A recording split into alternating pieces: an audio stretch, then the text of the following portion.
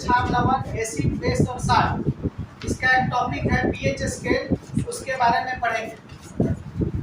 सबसे पहले हम लोग को पीएच स्केल लिखने का तरीका जानना है कि कैसे लिखते हैं। तो ध्यान देना है कि पी छोटा होगा, एच बड़ा होगा, उसके बाद स्केल लिखेंगे।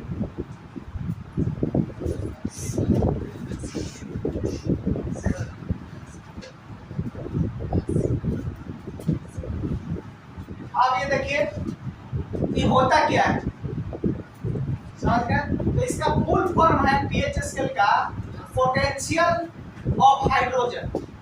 इसका अगर फुल फॉर्म का बात किया जाए तो क्या कहिएगा? पोटेंशियल ऑफ हाइड्रोजन ना। हिंदी में कहा जाएगा कि हाइड्रोजन की शक्ति, पावर ऑफ हाइड्रोजन। हाइड्रोजन का क्या शक्ति है वही इसको शो करता है, बताता है। इसका फुल फॉर्म है। अब आइए दूसरा चीज कि इसका उपयोग कहाँ है। तो किसी भी विलयन का, आपका विलयन अम्लीय है या क्षारीय है या उदासीन है, तीन तरह का पदार्थ हो सकता है विलयन में। या तो उदासीन होगा, न्यूट्रल होगा, या तो उसमें अम्लीय गुण होगा और नहीं तो क्षारीय गुण होगा। तो कौन सा विलयन किस गुण का है, इसका प्रकृति जानने के लिए हम लोग पीएच स्केल का उपयोग करते हैं, है ना। तो इसका अगर कहेगा कि पीएच स्केल क्या है, तो कहिए किसी विलयन की अम्लीयता या क्षारीयता मापने के लिए या उदासीनता मापने के लिए पीएच स्केल का उपयोग किया जाता है। या जिस स्केल का उपयोग विलयन की अम्लीयता या क्षारता को मापने के लिए किया जाता है, उसी को हम लोग क्या करते हैं? पीएच स्केल करते हैं। अगर दूसरा पॉइंट इसमें कहा जाए कि क्या होगा भाई, तो लिखेंगे विलयन की अम्लीयता, क्षारीयता या उदासीनता मापने के लिए इसका हम लोग उपयोग करते हैं। अब आइए सबसे पहले इसका निर्माण किसने किया? तो सबसे पहले नाम याद रखेंगे 1909 ईस्वी में सोरेनसन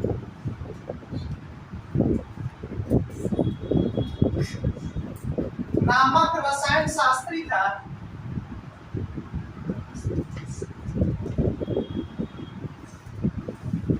उसने इस स्केल का निर्माण किया।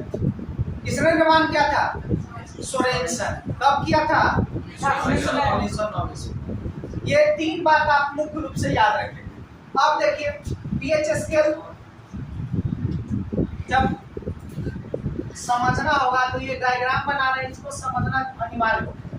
पीएच स्केल का जो वैल्यू होता है 1 से लेकर 14 के बीच होता है। न्यूनतम कहाँ से शुरू होगा? 1 से तो कहाँ तक जाएगा? 14 तक। बीच में 7 रहता है। 7 का मतलब हो गया उदासीन, हो गया न्यूट्रल।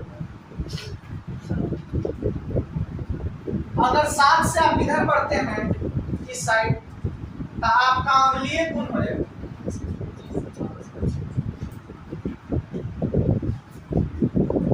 ध्यान से समझिएगा। 7 जिसका पावर हो गया पीएच स्केल जिस विलयन का, तो समझिए कि उदासीन हो गया, पूर्ण आपका अम्लीय है ना, क्षारीय है। अगर इधर बढ़िएगा 7 से 14 के बीच हो जाएगा, तो ये समझिएगा कि क्षारीय है।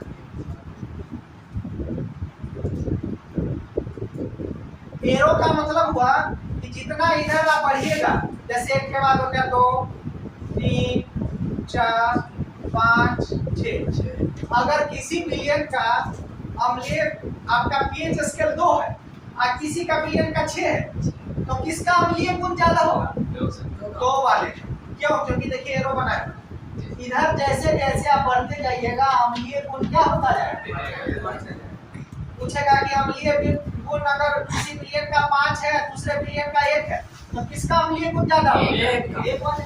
अब इसी प्रकार जैसे जैसे इधर की ओर आप बढ़ेंगे उसका क्षारीय गुण क्या होगा? बढ़ते जाएगा।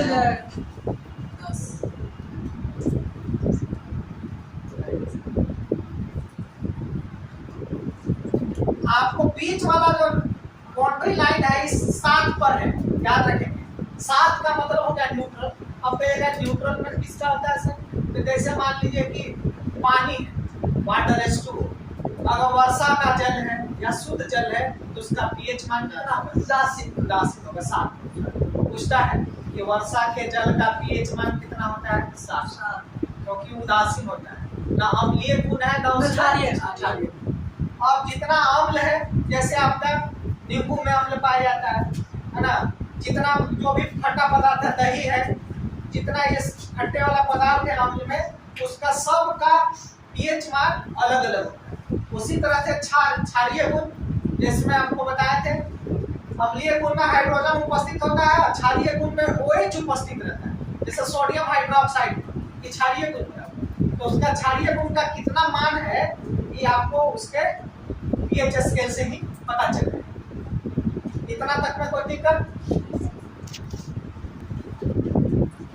इसमें एक चीज देखिए पीएच स्केल में कि पुराना जितना बुक है उसमें पोटेंशियल डिहाइड्रोजन लिखता है ना, तब कंफ्यूज नहीं होंगे। अभी जो लेटेस्ट बुक है सब में पोटेंशियल ऑफ हाइड्रोजन देता है।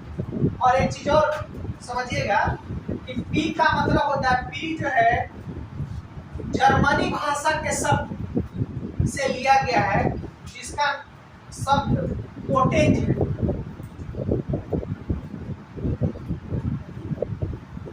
और इसी को पोटेंट से बन गया, चेंज करके क्या बन गया? पोटेंशियल। समझ गए? पूछेगा कि पी शब्द किस भाषा से लिया गया है? पोटेंट से। किस भाषा का शब्द है? जर्मनी भाषा। इसका अर्थ क्या होता है? इसका अर्थ पावर होता है। इसका अर्थ क्या होता है? पावर। पावर का मतलब क्या होता है? याद रखेंगे, ऑब्जेक्टिव में पूछा था एक बार कि पीएच स्केल का पी शब्द किस भाषा से लिया गया? तो जर्मनी भाषा। कौन सा शब्द था? पोटेंट। इसका अर्थ क्या होता है? पावर, शक्ति। अगर इसका एक्चुअल हिंदी कहा जाए तो एक्चुअल हिंदी होता है कुशांश। इसका एक्चुअल हिंदी क्या होता है? कुशांश। ठीक है, इस तरह के आपको जो भी इसमें ऑब्जेक्टिव होगा आप आराम से क्या कर सकते हैं? बना सकते हैं। अब आप लोग कुछ लिखिए पीएच स्केल का, किसका कितना पीएच स्केल होता है, इस जो एग्जाम में हमेशा पूछता है। लिखिए टमाटर रस का पीएच स्केल, इधर लिखिएगा पदार्थ, इधर लिखिए पीएच स्केल। टमाटर रस 4.1, टमाटर रस पीएच स्केल उसका होता है 4.1। दूसरा में लिखे नींबू रस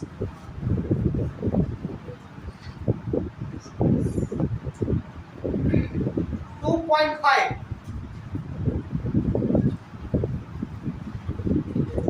आमाशय रस, तीसरा में लिखेगा आमाशय रस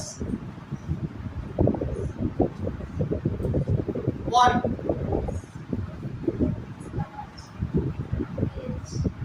पीएच स्केल सबका पीएच मान बता रहे हैं। उसका लिखेगा पसीना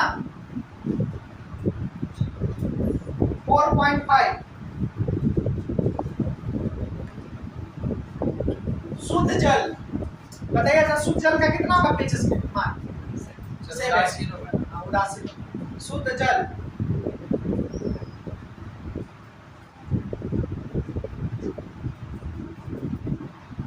अगला लिखिएगा मानव रक्त 7.4। चूना जल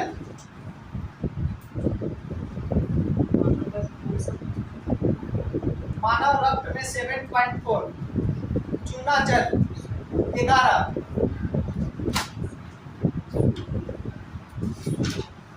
आंसू, आंसू देखे हैं? कैसा लगता है? नमकीन है सर, थोड़ा सा नमकीन है। 7.3। जठर रस, जठर रस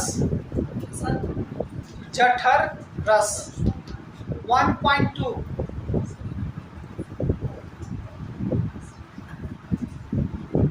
सोडियम हाइड्रोक्साइड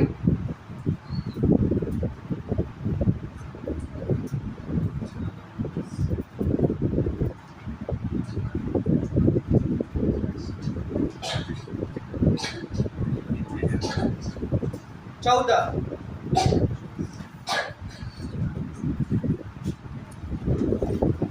कितना हुआ पॉइंट 10 हो गया। चलिए 10 का पीएच मान आपको याद रखना है ताकि क्या होगा कि आराम से इसका जो भी ऑब्जेक्टिव में आएगा तो आप क्या कर सकते हैं लिख सकते हैं।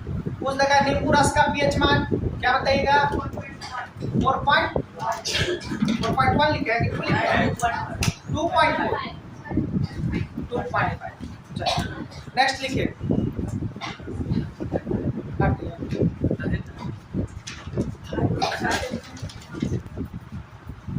अब हम लोग पीएच स्केल का महत्व के बारे में जानेंगे। ठीक है, हेडिंग लीजिए पीएच स्केल का महत्व।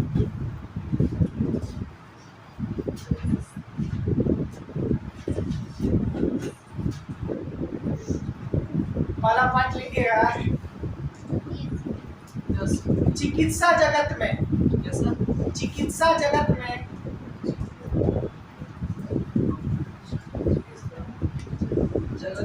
हाँ खून पेशाब प्रिय इत्यादि के जांच में प्रिय स्पर्म जिसको कहते हैं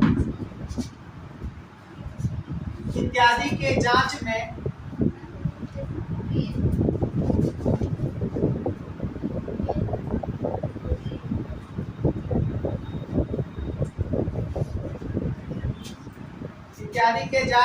पीएच स्केल का उपयोग किया जाता है।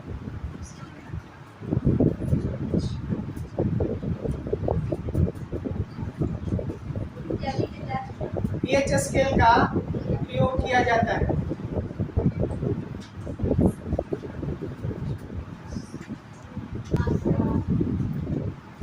अब हम लोग लास्ट पीएच स्केल का महत्व के बारे में जानेंगे। सबसे पहले हम लोगों ने सीखा कि पीएच स्केल किसे कहते हैं, किसका निर्माण किसने किया, इसका फुल फॉर्म क्या होता है, वो किस अम्लीयता क्षारीयता को कैसे मापा जाता है, विभिन्न पदार्थों का पीएच स्केल क्या है इत्यादि तत्वों के बारे में हम लोग जाने। अब हम लोग समझते हैं कि इसका महत्व क्या है पीएच स्केल का।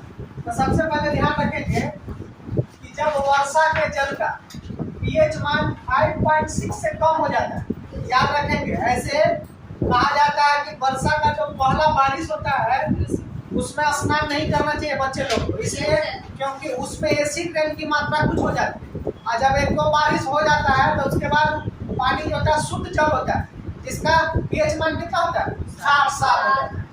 तो पीएच मान में अभी एक बच्चा पूछ रहा था कि सर कौन सा एसिड पावरफुल होगा, तो 0 से जो बढ़ेगा 0 से 7 तक ये जो अम्लीय गुण होगा जितना इधर आप आते जाएगा पावर बढ़ते चले। जैसे मान लिया 0.2 है तो हाथ पर रखिएगा तो गलाना पावरफुल एसिड, मतलब 0 से लेकर 7 तक का बीच में अम्लीय गुण और 7 न्यूट्रल हो गया और 7 से लेकर 14 तक मैंने 7 से अधिक और 14 से कम 14 तक क्षारीय। अब वर्षा का जल जब शुद्ध जल है तो पीएच मान उसका 7 है, लेकिन जब उसमें जल में अम्ल की मात्रा बढ़ जाएगी तो अम्ल की मात्रा का लेवल है जब पीएच मान 5.6 से कम हो जाएगा तो समझ जाइए कि एसिड रेन, उसको क्या कहते हैं अम्लीय वर्षा। अब इसके बारे में थोड़ा सा आपको बता दें अम्लीय वर्षा क्या होता है। तो अम्लीय वर्षा क्या होता है जब हमारे वातावरण में कार्बन डाइऑक्साइड, कार्बन मोनोऑक्साइड और एक और जहरीला गैस है जिसका नाम है सल्फर डाइऑक्साइड, नाम याद रखें सल्फर SO2। सल्फर डाइऑक्साइड की मात्रा जब बढ़ जाती है तो क्या करता है कि पर्यावरण में वातावरण में वर्षा के जल के साथ वो मिलकर पृथ्वी पर आकर गिरने लगती है, तो वो जो एसिड मिलकर एसिड का निर्माण कर देता है। तो जब वर्षा के जल के साथ अम्ल मिलकर बरसने लगता है तो उसको हम लोग अम्लीय वर्षा के नाम से जानते हैं। अब इसका क्या होता है प्रभाव? इसका प्रभाव होता है कि जो आपका मिट्टी है वो अम्लीय हो जाए, मतलब उसमें कोई पौधा लगाइएगा तो होगा नहीं, मिट्टी क्या हो जाएगा? बंजर, है ना, बंजर हो जाएगा, उसमें कोई पौधा उगेगा। पहला इसका कारण हुआ अम्लीय वर्षा का, तो उसमें क्या किया जाता है? उसको दूर करने के लिए चूना वगैरह मिलाया जाता है, छार मिलाकर उसके अम्ल के प्रभाव को क्या किया जाता है? नष्ट किया, न्यूट्रलाइजेशन किया, उदासीनीकरण अम्लीय वर्षा। इसके साथ साथ मिट्टी तो प्रभावित हुआ ही, वो अम्लीय वर्षा का जो वाटर था वो मिट्टी के द्वारा चला गया नदी में, और नदी में जब चला गया तो नदी में जितना जीव जंतु है वो प्रभावित होना शुरू हुआ, और नदी का पानी कहाँ जाता है? समुद्र में चला जाता है, तो समुद्री जीव जंतु भी उससे क्या होने लगे? प्रभावित। तो अम्लीय वर्षा का बहुत दुष्प्रभाव है, ठीक है, इससे बचने का प्रयास करना चाहिए। अगर इसका ऑब्जेक्टिव आएगा कि सबसे ज्यादा जिम्मेवार गैस कौन सा है, तो आंसर देखिएगा सल्फर डाइऑक्साइड। अब इससे बात आपको समझा दे तो याद रहेगा, ताजमहल का रंग जो है, ताजमहल क्या चीज का बना हुआ है? संगमरमर। तो उसके आसपास बहुत सारा पहले फैक्ट्रियां थी, तो फैक्ट्रियां थी तो उससे सल्फर डाइऑक्साइड गैस निकलता था, और वो गैस के कारण अम्लीय वर्षा वहां होने लगी, और वहां का जो संगमरमर था उसका रंग जो है पीला पड़े लगा, ठीक है। तो हाई कोर्ट, वहां का सुप्रीम कोर्ट बोला कि नहीं भाई, भारत की धरोहर है, ये अगर बदरंग हो जाएगा तो अच्छा नहीं लगेगा। तो एक जजमेंट आया, उसमें कहा गया कि भाई जितना भी फैक्ट्री है सबको आगरा से, शहर से, ताजमहल से दूर कीजिए, समझ गए। तो अम्लीय वर्षा का प्रभाव यहाँ तक होता है कि संगमरमर के रंग को भी पीला करना शुरू कर दिया। किस गैस के कारण? चलिए दूसरा मुंह का पीएच मान 5.5 से कम। हमारे मुंह में एक एंजाइम पाया जाता है, पाचक एंजाइम, लार ग्रंथि होता है, तो लार ग्रंथि से लार निकलता है, उस लार में टाइलिन या एमाइलेज नामक एंजाइम पाया जाता है। वो क्या करता है कि मुंह में ही शर्करा मतलब एक प्रकार का चीनी का पाचन शुरू कर देता है। पूछता है कि मुंह में किसका पाचन होता है? शर्करा। कौन सा एंजाइम पाया जाता है? टाइलिन का। अब मुंह का टाइलिन क्या हो जाता है? जब ज्यादा आप चीनी मीठा खाने लगेगा, बच्चा को कहा जाता है ना कि ज्यादा चॉकलेट मत खाओ, दांत खराब हो जाएगा। क्यों खराब हो जाएगा? कि आप जब ज्यादा मात्रा में शुगर ले रहे हैं, ग्लूकोज या माल्टोज ले रहे हैं, तो आपका मुंह में पाया जाने वाला टाइलिन एंजाइम उसको डाइजेस्ट नहीं कर पाता, पचा नहीं पाता। तो जब पचा नहीं पाएगा तो क्या होगा? तो मुंह में अम्ल की मात्रा बढ़ने शुरू, अम्ल बनना शुरू हो जाएगा, एसिड बनना शुरू हो जाएगा। तो उसका पीएच मान कितना हो जाएगा? 5.5 से कम। अगर 5.5 से कम होने लगा तो आपका दांतों का क्षय, माने दांतों को नुकसान करना शुरू हो जाएगा। दांत कैल्शियम का बना होता है, उसको नुकसान करना शुरू कर देगा, मसूड़ा में नुकसान करेगा, आपका दांत गिरने लगेगा, आप जवानी में ही बुढ़ापा में गिरने लगेगा। तो दांतों को क्षय से, अब इसको कैसे बचा जाएगा? तो जितना भी हम लोग टूथपेस्ट का उपयोग करते हैं उसमें छाल होता है, वो जो आपका मुंह में दिन रात भर में जो आपका दिन में जो एसिड बना, उसके प्रभाव को वो छाल क्या कर देता है? समाप्त कर, है ना। तो इस तरह से आप टूथपेस्ट की सहायता से अम्ल के प्रभाव को क्या कर देते हैं? नष्ट कर देते हैं। प्राचीन काल से हम लोग परंपरा दातुन का प्रयोग करते हैं, दतवन जिसको कहते हैं। तो देखिएगा, नीम का दतवन कभी कोई यूज किया है? हाँ, नीम का दतवन कड़वा महसूस, टेस्ट उसका कड़वा रहता है, यूज उसमें छार मौजूद है ना। नीम का हुआ, बबूल हुआ, एक करंज का दतवन होता है, करंज। उसके बाद एक मिसवाह का दतवन होता है, जो बहुत महंगा आता है, 10 रुपया का एक छोटा सा गट्टी देगा, जो रमजान में लोग यूज करते हैं। मिसवाह का दतवन होता है। तो ये 4-5 लीटर का दतवन का नाम बताइए, सब में छार उपस्थित रहता है। टूथपेस्ट में भी छार होता है और इस दतवन में भी छार होता है। तो जब तक छार नहीं रहेगा तब तक आपके दांत की अम्लीयता को नष्ट नहीं करेगा। अब आगे तीसरा पॉइंट, मछली पालन या उत्पादन। जहाँ मछली का पालन होता है तो वहाँ वैज्ञानिक लोग मिट्टी और पानी का जांच करते हैं कि किस तरह का इसमें मछली आराम से रह सकता है। अगर मान लीजिए कि समुद्री मछली है और उसको मीठे पानी में रख दीजिएगा तो नहीं रहेगा। तो कहने का मतलब है कि मिट्टी का पीएच स्केल अगर अम्लीय गुण वाला होगा तो उसमें उसी तरह के रहने वाले मछलियों का चयन किया जाए। तो मछली पालन में भी इसका उपयोग किया जाता है। अगला है चौथा पॉइंट, मानव शरीर का जो रेंज है पीएच स्केल पूछता है कि कितना से कितना के बीच का रेंज, 7 से 7.8 हमेशा ऑब्जेक्टिव में आता है। मानव शरीर का पीएच मान कितना होता है तो 7 से लेकर 7.8। अब देखिए अगला पॉइंट है पाचन तंत्र अम्लीयता बढ़ने। बताए थे जब आपको पढ़ाए थे सोडियम कार्बोनेट और बाइकार्बोनेट पढ़ाए थे, तब उस समय बताए थे कि हमारे पेट में एक अमाशय होता है जिससे हाइड्रोक्लोरिक एसिड फॉर्म होता है, बनता है पाचन क्रिया के दौरान। कौन सा गैस फॉर्म होता है? HCl का निर्माण होता है। ये हमारे बायो पढ़ाई में कुछ और चर्चा होगी कि क्या क्या इसका उपयोग है। फिलहाल यही समझिए कि पेट में HCl की मात्रा जब बढ़ जाती है, बहुत ज्यादा लंबे समय तक आप भूखे रखते हैं तो अम्ल की मात्रा आपका बढ़ जाता है। तो अम्ल की मात्रा बढ़ जाने के कारण आपका पेट जो होता है अपच का स्थिति आ जाता है, कुछ भी खाते हैं तो पचता नहीं। तो इसके लिए अपच की स्थिति के लिए आप एंटासिड का उपयोग करते हैं जो आपके इस अम्ल के प्रभाव को क्या कर देता है, नष्ट कर देता है और आपको रिलीफ देता है। तो पेट की अम्लीयता को समाप्त करने के लिए या नष्ट करने के लिए एंटासिड का उपयोग करते हैं। उसमें भी समझिए कि पीएच स्केल का उपयोग।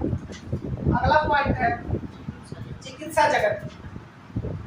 कोई अगर बीमार पड़े, भगवान न करे कि कोई बीमार हो, अगर बीमार पड़ जाते हैं तो क्या होता है, उनको डॉक्टर को अगर बीमारी का पता नहीं चलता है तो वो विभिन्न प्रकार की जांच कराते हैं। तो जांच कराने में रक्त का, यूरिन का, लैट्रिन का, ये सब जो जांच होता है उसके जांच के लिए पीएच स्केल का ही उपयोग होता है कि ब्लड में क्या आपका मात्रा सब संतुलित है कि नहीं, यूरिन में आपका मात्रा सब संतुलित है कि नहीं, सारी मात्राओं को जांच करता है, तब उसके बाद वो अपना दवा देता है कि कैसे सुधार। तो चिकित्सा जगत में इसका व्यापक उपयोग होता है। और लास्ट पॉइंट है इसका कृषि वैज्ञानिकों द्वारा। जैसा कि हम आपको उदाहरण देकर समझाए थे कि मुजफ्फरपुर में ही लीची क्यों होता है, हाजीपुर में ही केला क्यों, तो इसके लिए है रिजल्ट कि कृषि वैज्ञानिक को ये पता है कि वहाँ जो लीची के लिए भौगोलिक कंडीशन होना चाहिए वो वहाँ मौजूद है। तो कृषि वैज्ञानिक मिट्टी का जांच करके किसानों को सलाह देते हैं कि यहाँ अगर ये फसल को बोया जाए तो क्या होगा, अच्छा उपज है ना। तो इतनी बातों को हम लोग आज पीएच स्केल में समझे। इतना आपके लिए 10th क्लास के लिए लेवल के लिए काफी है।